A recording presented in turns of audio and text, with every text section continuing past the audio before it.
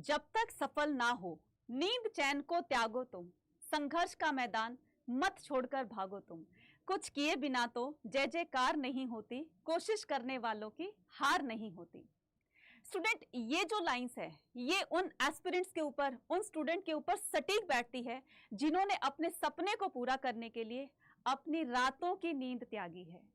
उस सपने को, उस मुकाम को हासिल करने के लिए उन्होंने लगातार प्रयास किए और अपना सपना पूरा किया और अपना वो मुकाम हासिल किया जो एक्चुअल में उन्होंने वो सपना देखा हुआ था कि हमें इस मुकाम पर जाना है। और ये सपना था आईएएस ऑफिसर बनने का। जी हाँ, आईएएस, इंडियन एडमिनिस्ट्रेटिव सर्विस।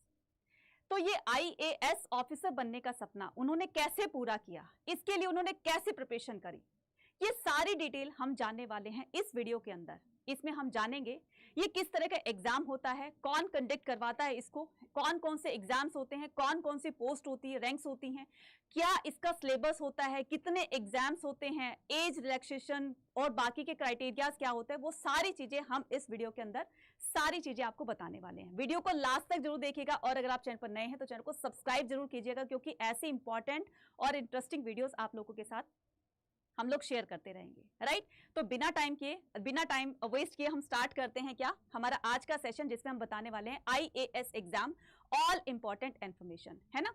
आपने यूपीएससी का नाम तो सुना होगा, तो यूपीएससी क्या है? UPSC stands for union public service commission. Right, ये एग्जाम्स कंडक्ट कराती है सिविल सर्विसेज के। राइट, तो यूपीएससी क्या है? यूपीएससी एक बॉडी है जो कि एग्जाम कंडक्ट करवाती है। जैसे एनटीए है, एनटीए आपके बहुत तरह के एग्जाम्स कंडक्ट कराती है, सीयूईटी का भी एग्जाम अब कंडक्ट कराने लगी एनटीए, है ना, जेई हो गया, नीट हो गया, ऐसे बहुत सारे। ये क्या होती है? एक बॉडी होती है जिसके अंडर में काफी सारे एग्जाम्स कंडक्ट करवाए जाते हैं।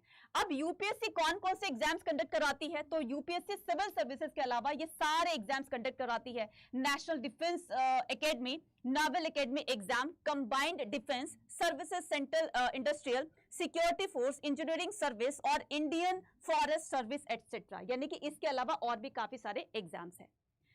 उसके अलावा ये जो सिविल सर्विस, यानी कि इन एग्जाम्स के अंदर जो सबसे ज्यादा मार्क्स लेकर आएगा, मैंने क्या कहा, इन एग्जाम्स को जो पास आउट कर लेगा, सबसे ज्यादा, सबसे अच्छे मार्क्स लेकर आएगा, वो क्या बन जाएगा? वो फिर उनकी एक रैंक डिसाइड होती है और जो सबसे हाईएस्ट रैंक होगी वो होगी आईएएस ऑफिसर की, है ना। वो क्या होगी? आईएएस हाईएस्ट पोस्ट होती है। राइट, इसके अलावा बहुत सारी पोस्ट ऐसी होती है, क्योंकि हाईएस्ट ये होती है, उसके नीचे ये हो जाएगी, फिर उसके नीचे ये हो जाएगी, मतलब जिस हिसाब से मार्क्स आए ये उनकी क्या होती है? रैंक्स होती है। क्लियर हो गया? तो ये क्या हो गया आपकी? ये बॉडी हो गई है, ठीक है। ये क्या हो गई? ये बॉडी हो गई। राइट, ये एग्जाम कंडक्ट कराती है सिविल सर्विस और बाकी के, और जिनमें जो इसको पास आउट करके, एग्जाम को क्रैक करके, जिनकी जिस हिसाब से रैंक्स आती है, जिसके जिस हिसाब से मार्क्स आते हैं, उनकी ये रैंक डिसाइड करते हैं। क्लियर? तो सबसे हाईएस्ट रैंक जो होती है वो आईएएस होती है, फिर उससे नीचे आपकी आईपीएस होती है, इस तरीके से। क्लियर हो गया? ठीक है। अब क्या करेंगे, अब हम यहां पर एक एक चीजों के बारे में बड़ी डिटेल से जानेंगे। तो ये जो सिविल सर्विस एग्जाम है, ठीक है, तो ये क्या करती है? ये सबसे पहले इसके तीन जो है एग्जाम्स होते हैं, मतलब इसके तीन क्राइटेरिया स्टेजेस होते हैं। तो सबसे पहले होते हैं क्या? प्रीलिम्स होती हैं। फिर उसके बाद क्या होता है? प्रीलिम्स जो है जिसमें कि ऑब्जेक्टिव टेस्ट होता है। उसके बाद मेंस होती है। मेंस क्या होता है? एक रिटन टेस्ट होता है। उसके बाद क्या होता है? इंटरव्यू होता है, जो कि एक पर्सनालिटी टेस्ट होता है। तो मैंने क्या कहा, दोबारा से बता रही हूं मैं, सिविल सर्विस एग्जाम जो है वो क्या कराते हैं, यानी कि आईएएस ऑफिसर बनने के लिए आपको ये तीन तरह के एग्जाम्स जो हैं इनको आपको क्रैक करना होगा। ठीक है, तो सबसे पहले इसका जो एग्जाम होगा वो प्री का होगा। प्री क्या होगा? इसमें ऑब्जेक्टिव क्वेश्चंस जो हैं एमसीक्यूज की फॉर्म में पूछे जाएंगे। उसके बाद आपको सेकंड जो है वो मेंस का एग्जाम होगा, जो कि रिटन टेस्ट होगा आपका, जिसमें सब्जेक्टिव क्वेश्चंस पूछे जाएंगे। और ये होगा आपका इंटरव्यू, जो कि आपका पर्सनैलिटी टेस्ट होगा। यहां तक बात क्लियर हो गई? अब चलते हैं अपने आगे की तरफ। प्रीलिम्स में जो होते हैं वो आपके दो पेपर्स होते हैं, एक जीएस का होता है, एक सी सेट का होता है। ठीक है, इसी तरीके से मेंस जो सब्जेक्टिव आपका जो एग्जाम होगा उसमें आपके टोटल 9 पेपर्स होते हैं, जिसमें लैंग्वेज, इंग्लिश और एक ऑप्शनल, है ना। तो इस तीन तरह के टोटल मिलाकर आपको क्या होंगे? आपके 9 पेपर्स होंगे, है ना। तो वो सारी चीजें मैं आपको डिटेल में बताऊंगी, ऐसा मत सोचिएगा कि मैम ने ऊपर ऊपर से बता दिया, वो सारी चीजें मैं आपको बताने वाली हूँ। नेक्स्ट आपका जो इंटरव्यू पर्सनालिटी टेस्ट होता है, उसमें आपकी पर्सनालिटी टेस्ट की जाती है। आपसे जो है वहां पर इंटरव्यू के दौरान कुछ भी रेंडमली पूछ लिया जाता है, करंट से ही कोई आपके जो भी क्वेश्चन होते हैं, पूरा का पूरा एक डिपार्टमेंट बैठता है, वो आपके तरह तरह से क्वेश्चन करती हैं, अपने अपने वो फील्ड में माहिर होते हैं, तो उसी तरीके से आपसे क्वेश्चन करती हैं। तो ये सारा आपका क्या होता है, पर्सनैलिटी को टेस्ट करने के लिए ये होता है। अब यहां पर हम डिटेल में जानने वाले हैं कि प्रीलिम्स में क्या क्या होता है मैम, है ना। तो ये हमारा मेन जो कंसर्न है अब यहां से स्टार्ट होता है, राइट। तो प्रीलिम्स जो है वो उसमें क्या होता है, आपके दो पेपर, जैसे मैंने अभी बताया कि उसमें दो पेपर्स होते हैं, है ना। एक कौन सा होता है आपका जीएस, तो जो पहला पेपर होगा जीएस और सीसेट, दो सीसेट होते हैं, तो दो पेपर बताया मैंने। तो जो पहला पेपर है यानी कि जीएस का जो पेपर होगा आपका, वो कितने का होगा, वो टोटल आपके इसमें 100 क्वेश्चन दिए होंगे, है ना। तो इसमें क्या हो जाएगा, इस जीएस के पेपर में आपके जो 100 क्वेश्चंस दिए होंगे, वो टोटल मार्क्स कितने होंगे आपके, टोटल मार्क्स दिए जाएंगे आपके 200, यानी कि 100 क्वेश्चन आपको दिए जाएंगे, टोटल मार्क्स कितने होंगे, टोटल मार्क्स आपके दिए जाएंगे 200, राइट। उसके बाद क्या होगा, 200 मार्क्स ये टोटल हो गया। टाइम कितना दिया जा रहा है आपको, 2 आवर्स का, ठीक है। तो 2 आवर्स में आपको 100 क्वेश्चन सॉल्व करने हैं और टोटल मार्क्स इसके 200 हो गए। यहां तक बात क्लियर हो गई। अब चलते हैं अपने पेपर 2 की तरफ। अगर कहीं पर आप नोट कर रहे हो तो नोट जरूर करते रहिएगा, क्योंकि ये आपकी बहुत बहुत ज्यादा इंपॉर्टेंट इंफॉर्मेशन है, जिससे कि आप आगे आने वाले टाइम में इसको आप पूरी अच्छी तरीके से एक बार फिर से रीड आउट करके समझ सकते हैं। अब हम बात करते हैं पेपर 2 की। पेपर 2 सीसेट का एग्जाम होता है ना। तो ये क्या होता है, इसमें 80 क्वेश्चंस पूछे जाते हैं, राइट। उसके बाद ये भी 200 मार्क्स का होता है, और इसका भी जो टाइम ड्यूरेशन है वो कितने आवर्स की है, 2 आवर्स की। यहां तक क्लियर हो गया। एक चीज नोट करने वाली बात है, यहां पर दो चीज नोट कीजिएगा आप। पेपर नोट, यहां पर पेपर 2 जो है, ये क्या कहा मैंने, पेपर 2 जो है, paper 2 of the civil service, यानी कि ये जो प्रीलिम्स है, इसका जो पेपर 2 है, यानी कि सीसेट वाला जो पेपर है, examination will be a qualifying paper with the minimum qualifying marks fixed at 33।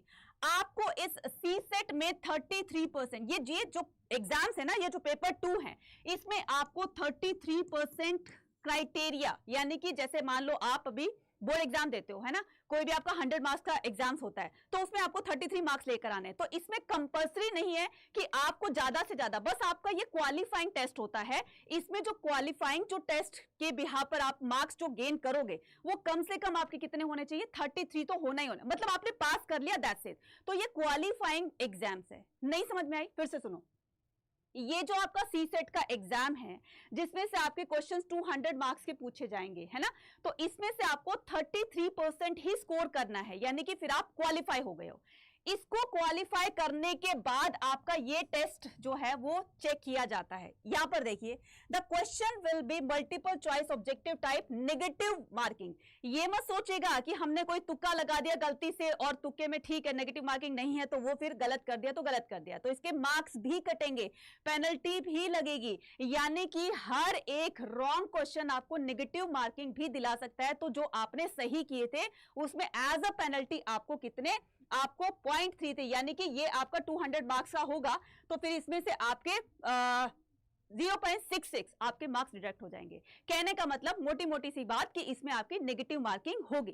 तो नेगेटिव मार्किंग ये पर क्वेश्चन क्या बताया गया है, तो ये एक क्वेश्चन 2 मार्क्स का होता है तो कितना हो जाएगा आपका 0.66 मार्क्स डिडक्ट हो जाएंगे। तो आपको इस बात का ध्यान रखना है कि तुक्का बिल्कुल नहीं लगाना। फिर से सुनिए मैं क्या कह रही हूं, ये जो आपका पेपर 2 है, सीसेट का जो पेपर है, ये आपका क्या होगा, ये क्वालिफाइंग, यानी कि आपको इसमें 33% अचीव करने ही होंगे, तभी जाकर आपको ये क्वालिफाई माना जाएगा, आपका ये एग्जाम क्वालिफाई माना जाएगा।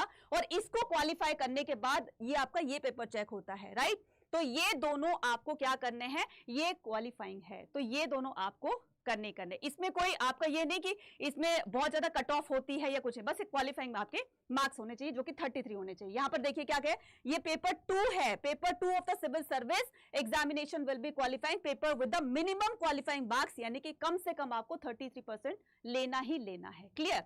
अब हम चलते हैं किस पर, इसके सिलेबस पर, राइट। तो जो इसका प्री का जो आपका सिलेबस है, पेपर 1 का सिलेबस आपका यहां पर है। ये देखिए, हर एक चीज को बहुत डिटेल में बताया गया है। सबसे पहले तो पेपर 1 में, यानी कि जो 200 मार्क्स का जो टोटल मार्क्स होंगे 200, उसमें से 100 क्वेश्चन पूछे जाएंगे। ये पेपर 1 होगा। पेपर 1 में कौन सा सिलेबस यानी कि किस किस फील्ड से आपके क्वेश्चंस पूछे जाएंगे? करंट इवेंट से, current events of national and international importance, history of India and Indian national movement.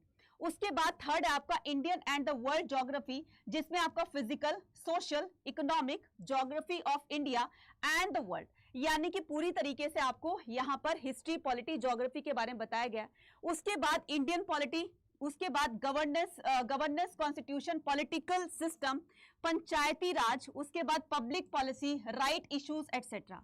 Next आता है आपका economic and the social development, sustainable development, poverty, inclusion.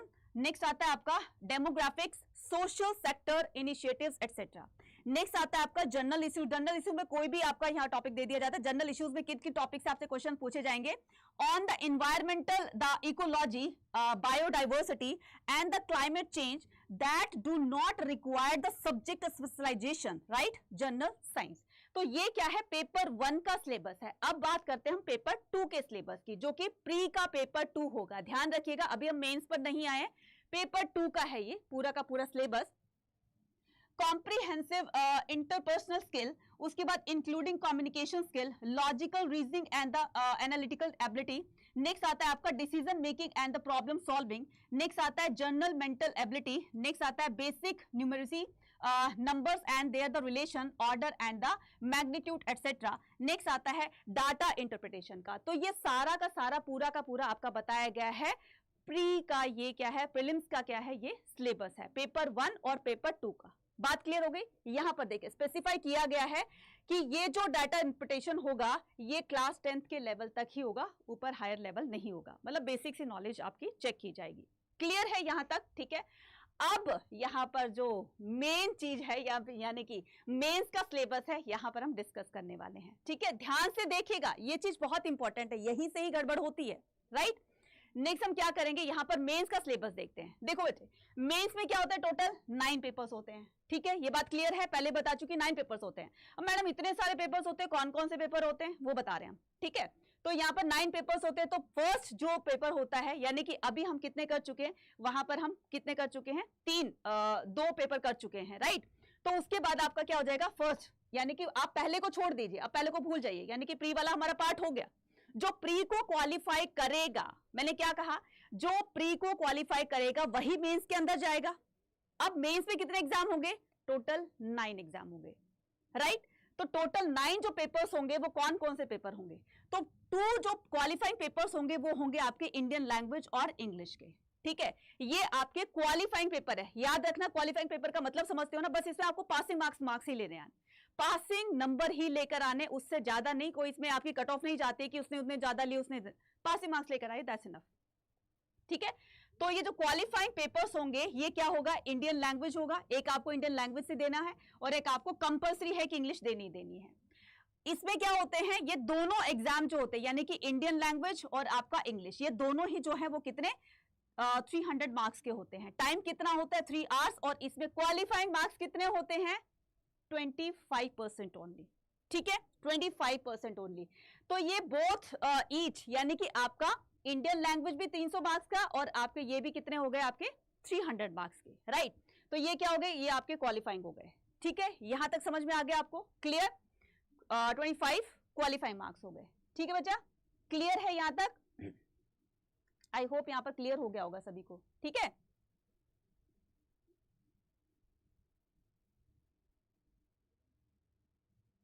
Next क्या होता है, एसे राइटिंग। तो ये हमारे कितने हो गए, ये 2 एग्जाम्स हो गए। ठीक है, ये कितने हो गए, हमारे 2 हो गए। अब आते हैं हम अपना एसे राइटिंग बेस पर। तो ये कौन सा एग्जाम हो गया आपका, 3 एग्जाम हो गया। ठीक है, तो ये हो गए आपके 3, है ना। तो इनको हम क्या करते हैं, ये आपका मेंस का क्या हो गया, मेंस का ये 2 पेपर हो गए, ये क्वालिफाइंग है। तो इनको भी आपको क्या करना है, इनको भी यहां पर आपको एक तरीके से क्वालिफाइंग है, आप क्वालिफाई हो गए तो इनको हम यहाँ पर रब कर देते हैं, यानी कि इनको देकर के आप क्वालिफाई हो गए, इनको साइड कर दीजिए। अब यहाँ पर जो नेक्स्ट एग्जाम आएगा वो होगा आपका एसे राइटिंग बेस्ड। जो एसे राइटिंग बेस्ड करंट मुद्दे पर कोई भी आपको टॉपिक दे देंगे, आपको उस पर एसे लिखना है, ठीक है। उसके बाद क्या हो जाएगा, उसके बाद आपका जो जीएस का पेपर होने वाला है, यानी कि ये हो गया आपका 3, ठीक है, ये हो गया आपका 4, 5, 6, 7, राइट, 4, 5, 6, 7। फिर से सुनिए, ये आपके 2 एग्जाम्स थे, आपने ये क्वालिफाइंग पेपर है ना, क्वालिफाइंग पेपर है, आपने इसको क्वालिफाई कर लिया, इसको साइड कर दीजिए। मिनिमम मार्क्स जो आपको पासिंग मार्क्स लेकर आने थे वो आपको 25% ही लेकर आने, क्लियर। टोटल जो होगा वो आपका 300 का होगा। नेक्स्ट आता है आपका एसे राइटिंग। तो ये जो एसे राइटिंग है ये क्या हो गया आपका 3rd नंबर का एग्जाम हो गया, क्लियर है, 3rd नंबर का। यानी कि जो प्री में हमने 2 एग्जाम्स दिए थे, ठीक है, उसके बाद वो क्या थे, वो साइड कर दिया, फिर हमने ये 2 एग्जाम दिए, ये भी क्वालिफाइंग है, इसको साइड भी कर दिया। अब ये जो 3rd नंबर का एग्जाम है वो क्या हो जाएगा आपका राइटिंग बेस्ड एग्जाम होगा, ऐसे राइटिंग बेस्ड एग्जाम होगा। कोई भी करंट मुद्दा आपको दे देंगे, आपको उस पर क्या करना है, पूरा का पूरा ऐसे लिखना है, ठीक है। उसके बाद आपके यहाँ पर जीएस के एग्जाम होते हैं, तो जीएस के जो पेपर होंगे वो टोटल 4 पेपर होंगे। तो जीएस 1, 2, 3, 4, ये क्या हो गया आपका 4, 5, 6, 7। तो 3 ये हो गए आपके, और ये क्या हो गए आपके 3 हो गए, 4, 5, 6, 7। तो टोटल कितने हो गए, अभी तक हमारे 7 हो गए, राइट, क्लियर है यहाँ तक। तो 7 एग्जाम्स हो गए। उसके बाद जो मेन होगा आपका वो क्या होगा, जो भी आप जिस भी सब्जेक्ट में आप का इंटरेस्ट है, या जो आपका स्पेसिफाइड जो सब्जेक्ट है आपका, उसमें भी आप एग्जाम दे सकते हो।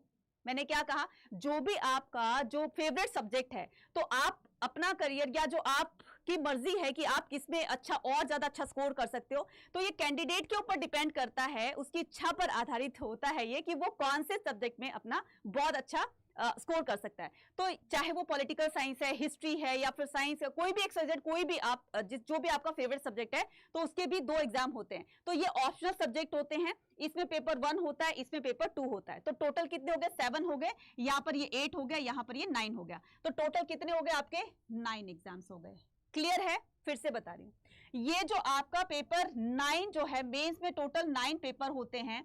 इन 9 पेपर में आपके 2 क्वालिफाइंग एग्जाम्स होते हैं, ठीक है, मैंने क्या कहा, 2 क्वालिफाइंग एग्जाम होते हैं, जिसमें एक इंडियन लैंग्वेज होती है, तो दूसरी आपकी कंपल्सरी इंग्लिश लैंग्वेज होती है, क्लियर। इसमें जो टोटल आपके जो क्वालिफाइंग मार्क्स होंगे वो कितने होंगे आपके 25% मार्क्स ही आपको लेने हैं, ठीक है, क्वालिफाई हो जाओगे। उसके बाद जो नेक्स्ट आप एग्जाम दोगे, जो आपका प्री का एग्जाम है वो तो सेम डे हो जाता है, लेकिन इसमें थोड़ा सा प्रोसेस जाता है, लगभग जो है वो 5 डेज तक ये चलता रहता है, 5 डेज 1 वीक तक।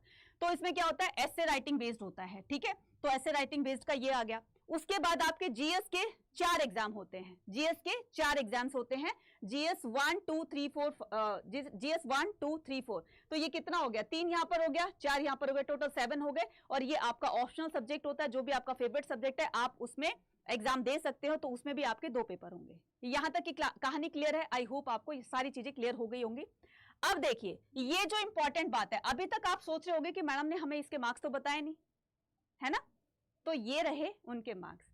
ईच पेपर का मतलब 3 से लेकर के और आपके कितने, 3 से लेकर के और आपके 7 तक, राइट, यानी कि 3 से लेकर के, तो ये हो गया आपका 3 से लेकर के 4, 5, 6, 7, 8, 9। तो कितने हो गए आपके, है ना। तो टोटल कितने हो गए, 1, 2, 3, 4, 5, 6, 7। तो 3 टोटल 7। तो ये क्या आ जाएगा 3 से लेकर के, और ये 7 जो पेपर्स हैं, ये हर पेपर जो है कितना होगा आपका 250 मार्क्स को कैरी करेगा। क्या कहा है, ईच पेपर 3 कितना 250, पेपर ये जो जीएस के ये हैं, ये सारे के सारे 250 ईच होंगे। कितने 250 ईच होंगे, यानी कि जीएस 1 भी 250 का होगा, जीएस 2 भी 250 का, जीएस 3 भी 250 का, और जीएस 4 भी 250 का। क्लियर हो गया। उसके बाद ये जो आपका ऑप्शनल सब्जेक्ट है, इसमें भी आपके ये जो होंगे ये 250 मार्क्स के होंगे, 250 मार्क्स के होंगे। तो मैंने यहां पर क्या कर दिया, 250 मार्क्स यानी कि 250 इंटू 7, 250 इंटू 7, टोटल मार्क्स कितने हो गए, टोटल मार्क्स हो गए आपके 1750, है ना, 1750। ये मैंने किसका बताया, ये अभी तक का ये सारा मेन का है, ठीक है, अभी तक क्या है ये सारा मेन का। आप बोलोगे मैडम इसको इंक्लूड क्यों नहीं किया, ये बच्चे क्वालिफाइंग थे, है ना, ये जस्ट क्वालिफाइंग थे, आपको इसमें पास है, जस्ट आपकी नॉलेज को चेक करना है कि आप इसमें कैपेबल हो कि नहीं हो, ये जस्ट एक क्वालिफाइंग एग्जाम है, आपके इसमें मार्क्स इंक्लूड नहीं किए जाएंगे, आपके जो मार्क्स जो मेन आपको एग्जाम देने हैं वो ये है 3rd से लेकर के और आपके 9th तक। क्लियर हो गई कहानी, है ना। चलिए अब नेक्स्ट में मूव ऑन करते हैं। नेक्स्ट आता है हमारा जीएस का सिलेबस। अब मैडम आपने जीएस 1 2 3 4 बताया, मैडम इसमें इतने सारे होते हैं कि इसमें क्या क्या होते हैं, यहां पर हम बात करते हैं, है ना, डोंट वरी। तो हम यहां पर बात करते हैं जीएस 1 में किस तरह के आपसे क्वेश्चन पूछे जाएंगे, कहां से क्वेश्चन पूछे जाएंगे। Indian heritage and the culture, history and geography of the world and society, पूरा का पूरा दे दिया, आपको पूरी नॉलेज होनी चाहिए कहां से जीएस पेपर 1 आएगा। Indian heritage, culture, history, geography of the world and the society. Next आता है जीएस 2, यानी कि ये हो गया 1, जीएस 1 हो गया, जीएस 2 क्या हो गया आपका, governance, constitutional polity, social justice, international relation, ये जीएस 2 का पेपर होगा। नेक्स्ट जीएस 3 का जो पेपर होगा वो technology, economic development, biodiversity, environment, security and disasters management, ये पेपर जीएस पेपर 3 हो गया। Now the GS paper 4 is ethics का, है ना, एथिक्स हो गया, इंटीग्रिटी हो गया और एप्टीट्यूड हो गया। ये आपका जीएस का सिलेबस है। जनरल साइंस पेपर 1 2 3 4, ये चारों सिलेबस आपको यहां पर बता दी गई। यहां से आपसे क्वेश्चन पूछे जाएंगे जो अभी अभी हमने डिस्कस किया था, राइट। अब हम 3rd लेवल की बात करते हैं, है ना, हमने ये सारी चीजें क्लियर कर ली हैं। तो ये जो आपका जो 1750 था, यहां तक तो चलो कैंडिडेट ने यहां तक पहुंच गए हैं। तो जरूरी नहीं है कि जिसने मान लो 1750 टोटल मार्क्स था, है ना, तो इसमें से मान लो कि किसी बच्चे के बहुत मार्क्स हैं, यानी कि 1000 से अबव आ जाते हैं, या किसी के आप मान लो 1500 आ जाते हैं ना, तो जो हाईएस्ट सबसे अच्छे मार्क्स लाएगा, है ना, तो अभी तक उनका ऐसे नहीं कि सारे के सारे आईएएस ऑफिसर बन गए, नहीं, अभी हमारा एक स्टेज और बाकी है, राइट, एक स्टेज और बाकी है। अब उससे पहले कि हम कहानी सुनते हैं, तो इसमें मान लो कि आपके जितनी वैकेंसी होती है, मतलब जितनी भी रिक्रूटमेंट है, मतलब जितनी भी वैकेंसी होती है कि कौन सी पोस्ट के लिए कितनी वैकेंसी है, वैकेंसीज होती है ना, तो उस पोस्ट मान लीजिए कि वैकेंसी है 30 स्टूडेंट की या 100 स्टूडेंट की, तो उसमें से आपके 3 से 4 गुना कैंडिडेट्स को इंटरव्यू के लिए बुलाया जाता है, उनके पास कॉल आती है, राइट। तो उसमें से भी दी बेस्ट कैंडिडेट को ही आगे पहुंचाया जाएगा, राइट। यहां तक पहुंच गए, उन्होंने सब ठीक कर लिया, डन हो गया। अब इंटरव्यू की कॉल किसके पास जाएगी, इंटरव्यू की कॉल उनके पास जाएगी, एक तो टोटल नंबर ऑफ जो सीट्स होगी वैकेंसी के लिए, है ना, कि कितनी वैकेंसी है वहां पर, जितनी वैकेंसी है 100 वैकेंसी है, तो 100 ही कैंडिडेट को नहीं बुलाया जाएगा, उससे 3-4 गुना लोगों को, 2-3 गुना, या फिर आप डबल ट्रिपल या फिर 4 टाइम्स कर सकते हो, उतने कैंडिडेट को इंटरव्यू के लिए कॉल जाएगी। मेरिट कैसे बनेगी, आईएएस ऑफिसर कैसे बनेंगे, मेरिट बनती है आपके ये जो मेंस होते हैं इनमें, यानी कि ये मार्क्स और जो आपका इंटरव्यू का जो आपके मार्क्स होंगे उनको ऐड करके फाइनल क्या निकाली जाती है, फाइनल मेरिट बनती है। नहीं आई समझ में, आगे बताती हूं। देखो ये आपका जीएस सिलेबस है। अब हम बात करते हैं इंटरव्यू पर। यहां पर देखिए ये जो कैंडिडेट हैं, ठीक है, candidates final rank in the civil service. अब ये कैंडिडेट्स फाइनल रैंक, कैंडिडेट की फाइनल रैंक कैसे बनेगी, आईएएस ऑफिसर बनने जा रहे हो, सबसे बड़ी पोस्ट है ना, उससे नीचे जो भी आएगा, उससे नीचे मार्क्स होंगे उसको अलग कैटेगरी में डाल दिया जाएगा, उससे नीचे होंगे उसको अलग कैटेगरी में डाल दिया जाएगा। तो आपको आईएएस ऑफिसर बनना है, ठीक है, आपको आईएएस वाली कैटेगरी में जाने, तो उसके लिए a candidate final rank in the civil service exam depend on only marks scored in the main exam and interview. सुन गया ना ध्यान से, ये देखिए मेन एग्जाम एंड इंटरव्यू, इसी के बिहाफ पर क्या बनती है, फाइनल रैंक्स बनाई जाती है। समझ में आ गया, ऐसा नहीं है जिन्होंने मेंस क्वालिफाई कर लिया तो वो अब आईएएस ऑफिसर बन गया, नहीं बच्चे, उनके लिए उनके पास जब इंटरव्यू की कॉल जाएगी, इंटरव्यू में जब उनका सिलेक्शन हो जाएगा, अच्छे मार्क्स लिया जाएगा, दोनों को ऐड करके फाइनल रैंक बनाई जाएगी। और ऐसा जिन जिन के पास इंटरव्यू की कॉल गई थी सबसे इंटरव्यू लेंगे और उसमें से अब क्रीम निकालेंगे, उनमें से अब द बेस्ट निकालेंगे। क्लियर, चलिए the main exam has, main exam में कितना था, टोटल 750 था, है ना, और जो इंटरव्यू होगा वो होगा टोटल आपका 275 मार्क्स का, यानी कि जो इंटरव्यू होगा वो आपका कितना होगा, वो आपका 275 मार्क्स का होगा। कितना, 275 मार्क्स का होगा। 275 प्लस आपका 750 प्लस में 275। अब ये जो होगा आपका कितना हो गया आपका, 0 हो गया, ये हो गया 12 हो गया, फिर ये हो गया आपका 10 और ये हो गया 2, है ना। तो अब इतने फाइनल में से अब इतने जो है आपकी रैंक्स बनाई जाएगी। इन दोनों का टोटल करने के बाद जिस कैंडिडेट के हाईएस्ट मार्क्स आए, ठीक है, जिस कैंडिडेट के हाईएस्ट मार्क्स आए उसी को क्या बना दिया जाएगा, वो सबसे हाईएस्ट कैटेगरी में यानी कि IAS ऑफिसर की कैटेगरी में डाल दिया जाएगा। क्लियर है यहां तक? आई होप आपको सभी को क्लियर हो गया होगा, है ना। यहां देखिए, the main exam has 750 marks while the interview has 275। Total marks are calculated इतना, ठीक है। टोटल मार्क्स 2025 मार्क्स में से जिस कैंडिडेट ने जितना अच्छा स्कोर किया उसको IAS ऑफिसर, सबसे जो अच्छे मार्क्स लेकर आएगा IAS ऑफिसर, फिर उसके बाद IPS हो गया, फिर उसके बाद और कोई कैटेगरी आ गई, उसके बाद और कोई कैटेगरी आ गई। इस तरीके से बच्चे ये पूरा का पूरा ये सिस्टम था, है ना। आई होप आपको सारी चीजें बहुत अच्छे से क्लियर हो गई। अब जो हमारा मेन मुद्दा है कि मैडम सारी चीजें समझ में आ गई, अब जो मेन कंसर्न है वो और बता दीजिए, वो क्या, कि कितनी एज तक हम इसमें एग्जाम दे सकते हैं, इसमें रिलैक्सेशन एज में क्या दे सकते हैं, ठीक है, कितनी दी गई है, कितनी बार हम इसको अटेम्प्ट कर सकते हैं, और इसकी क्वालिफिकेशन, कौन इसको एग्जाम को दे सकता है, ये सारी चीजें हम यहाँ पर क्लियर करने वाले हैं। जनरल कैटेगरी के लिए एज लिमिट जो होगी वो कितनी होगी, जनरल कैटेगरी के लिए 32, यानी कि 21 साल से 32 इयर्स के बीच में वो एग्जाम दे सकता है, किसका, यूपीएससी का, ठीक है। नेक्स्ट सिविल सर्विस का। उसके बाद ओबीसी के लिए 21 से 35, यानी कि 35 की एज तक ओबीसी वाले एग्जाम दे सकते हैं। नेक्स्ट आता है एसटी एससी वालों के लिए 37 एज क्राइटेरिया रखा गया है, और पीडब्ल्यूडी जो फिजिकल हैंडीकैप्स जो होते हैं, एस्पिरेंट्स होते हैं, उनके लिए 42 एज रखी गई है। नेक्स्ट बात करते हैं जनरल कैटेगरी के लिए रिलैक्सेशन कितनी गई है, तो बिल्कुल नहीं, है ना, उनके लिए रिलैक्सेशन नहीं दी गई है। ओबीसी वालों के लिए 3 साल की रिलैक्सेशन दी गई है, यानी कि जो है 32 तक, 32 और 35 के बीच में कितने साल का उनको रिलैक्सेशन दे दिया गया, 3 साल का, तभी तो जाकर वो 35 बने ना। उसके बाद 5 साल के लिए किनको दे दी गई है, एसटी एससी वालों को, और पीडब्ल्यूडी को, यानी कि 7 टाइम्स वो क्या कर, उनको 7 इयर्स की रिलैक्सेशन दी गई है। क्लियर है यहां तक? उसके बाद कितनी बार जनरल वाले अटेम्प्ट कर सकते हैं, तो बच्चे टोटल जो है 6 अटेम्प्ट कर सकते हैं 32 इयर्स तक। क्या कहा, 21 साल से 32 इयर्स के बीच में वो जो जनरल कैटेगरी के एस्पिरेंट होंगे वो 6 अटेम्प्ट कर सकते हैं, मतलब इस एग्जाम को 6 बार दे सकते हैं 32 की एज तक। उसके ऊपर हो जाएंगे तो नहीं दे पाएंगे, ठीक है। उसके बाद ओबीसी वालों के लिए 9 अटेम्प्ट दिए गए हैं, यानी कि 35 इयर्स की एज तक वो लोग 9 बार इसको अटेम्प्ट कर सकते हैं, ठीक है।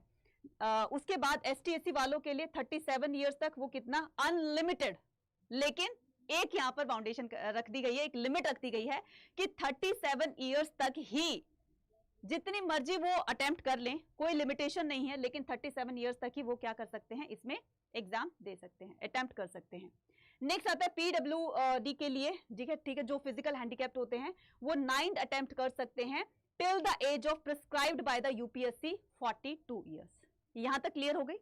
उसके बाद आता है क्वालिफिकेशन। मैम इसकी क्वालिफिकेशन क्या होगी, any graduate can attempt the UPSC civil service examination. तो कोई भी कैंडिडेट, क्या कह रहे हैं इसमें, कोई भी कैंडिडेट जो ग्रेजुएट हो, ऐसा नहीं कि तुम 10th में पढ़ रहे हो, तुम 12th में पढ़ रहे हो तो आप इसका सिविल सर्विस का एग्जाम दे दो, नहीं, ग्रेजुएशन की डिग्री होनी चाहिए, तब जाकर आप इसमें एग्जाम दे सकते हैं। आई होप आपको सारी चीजें क्लियर हो गई होंगी, है ना, सारी चीजें क्लियर हो गई है।